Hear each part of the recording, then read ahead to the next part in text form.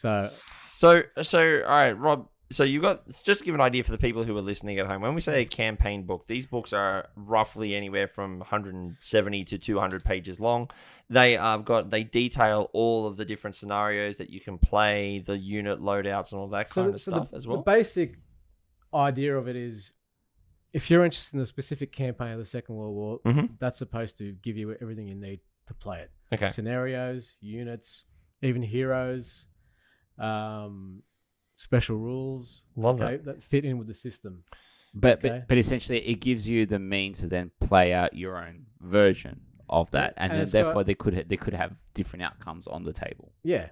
Okay. Love it. So when you say a platoon level tabletop game, reinforced platoon. Really. So what does that mean? So for the people who've never played like a tabletop game, so they may be thinking standalone minis, or like when you say like reinforced platoon, what does that actually mean to the people? So a platoon is a unit in a military organization. So it's between 30 to, on the higher end, maybe even up to 50, right? Depending on what army you're looking at. But this the reinforced platoons in these books. Yep. I call them reinforced platoons because they're big platoons. Right. Okay. Where you have lots of support to make the game fun. It's based in history, but we obviously want to make the game fun as well. That's where you have to balance. That's what I've had to balance when I was writing these books. The historical aspect, which people want. Yep. Obviously, they're playing a game about history and they're interested in that period. But you also have to make it fun, make it playable. Yep. Be interesting. Enjoyable. You tie the theme to the mechanics of it, so like of a particular battle and things like that. Obviously, really this cool. is very thematic. Like, when you're talking about board games, you get a lot of board games that focus more on mechanics and mechanisms rather than theme. The theme is central to these miniature war games.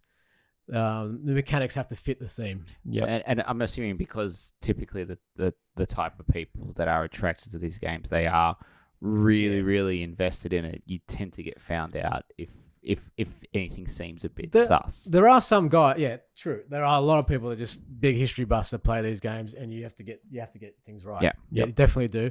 But there are other guys that just love the system. Okay, they've played Warhammer or they've played some other system, and they just really like this system as well. And it is a really good system. Like, I've played a lot of miniature wargaming systems. I'm more of a board gamer these days, even though I still write for Warlord games and I do I play test these things and work on them. I was a big miniature wargamer. I've played a lot of miniature wargame systems. This is one of the best systems. So I've never played any sort of miniature war game or tabletop game before like that.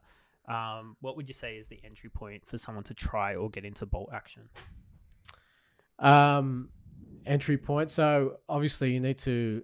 Well, I'll tell you about the first time I saw. I had no idea about miniature wargaming until I was in my mid-20s. I played board games. I did things like that. I walked into this shop called the Tin Soldier in Penrith one day, and I had no idea what I was looking at. There was figures over there. There was rule books over here. There were like supplementary books to go with the systems. Okay, and I just asked the guy, "How does this work?" Yep. I have no idea how this works, and he just said, "Come by tonight, and you'll see it all in action, and you'll understand it." So the way it works is, you have the rule system, which tells you what you can and can't do in the game. Obviously, okay, all the rules. You usually have. Not all miniature war games have this, but measuring tape to measure distances and movement. Because it's normally done in like inches or something like that, isn't it? Normally it's the standard. Usually the imperial systems used, rather than centimeters.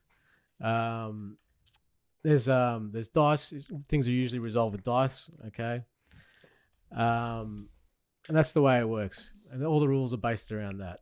Okay. And there's a lot of line of sight stuff. Does something have cover? Does it not have cover? This is the type of thing that's kind of getting me out of it now. This is what I appreciate about board games. I started with board games when I was young, and I played a lot. I played, a lot of mainstream board games, but there were a few I got into, like Axis and Allies, History of the World, which I still love. and games like that.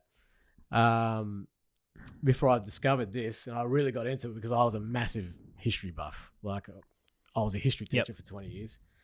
And I was obsessed with World War II. I used to read volumes and volumes of books about the Second World War. I knew everything about it. And I was inspired by history. And that's what actually really got me into gaming. I was like casually into gaming before that. History is what got me into it. That's okay. He's a guest. He's right. He's not used to it. Oh, no, that's okay. It's all right. Everyone gets one. We've all had that moment. Ralph plays with cards in the middle of my podcast. Yeah. Damo rolls dice. Matt plays with... No, that's okay. That's all right. This is... Yeah, so he's what giving happens. away our position. No, oh my God. Oh, you are on fire tonight, my friend. I'm impressed with it. What I do want to ask though, mate, is... so the 3 books that we have in front of us now, they're all based on World War II campaigns. And you mentioned that you have a real interest in World War II. Did you ever consider looking at possibly writing books for other wars, other campaigns in wars? Because I know Bolt Action does spread across different wars, different campaigns. Yes. And wars as well. Yeah, there's one about the Korean War. That's right, yeah. Did you... is that something you've ever considered doing, or are you far more comfortable sort of writing these books for World War II because that's where your interest? I'm interested in any period really. Like this is the period I know most about. Yeah.